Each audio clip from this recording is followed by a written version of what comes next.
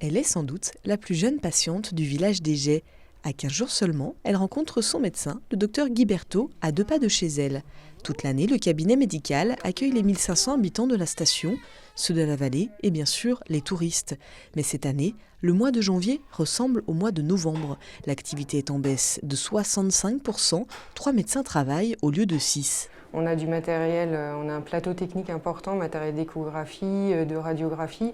On a un grand cabinet pour pouvoir accueillir toute cette population touristique. On a des employés, on a 3 employés à l'année. Donc ça fait des grosses charges. La saison, en gros, de décembre à avril, elle représente plus de 50%, voire au-delà du chiffre d'affaires de l'année.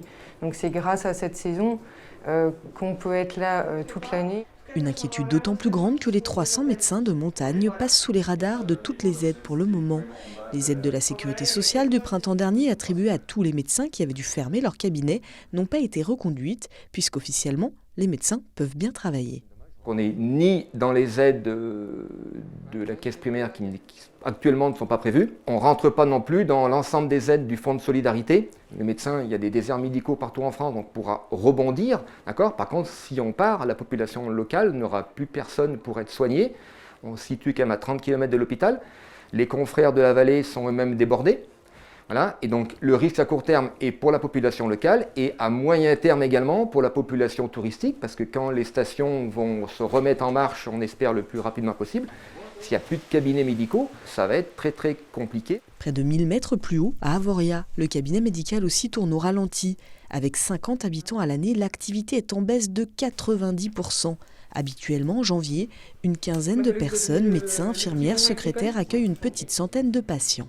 Vous allez pouvoir voir que malheureusement le cabinet est désert. Voilà, donc les différentes salles, bureau de consultation, où aujourd'hui il n'y a personne. Depuis le début de saison, on voit 5-6 personnes dans notre cabinet tous les jours pour faire des tests, des soins infirmiers, des prises de sang, et puis aussi quelques patients locaux. Mais on a quand même eu en 2-3 semaines un arrêt cardiaque, 3 infarctus, une prise en charge d'un traumatisme grave de l'abdomen. Nous sommes des médecins correspondants du SAMU, c'est un réseau régional, et donc pour cela nous sommes formés, équipés, et nous sommes déclenchés par le SAMU en tant que collaborateurs occasionnels du service public. Les 2 médecins gérants ont déjà dû contracter un prêt l'an dernier avec la fermeture des remontées au mois de mars. Autre inquiétude, le départ définitif des soignants des montagnes. Une manipulatrice radio a choisi la Guyane, une infirmière la Suisse. 30 médecins collaborateurs pour 88 habituellement sont venus renforcer les stations cette année.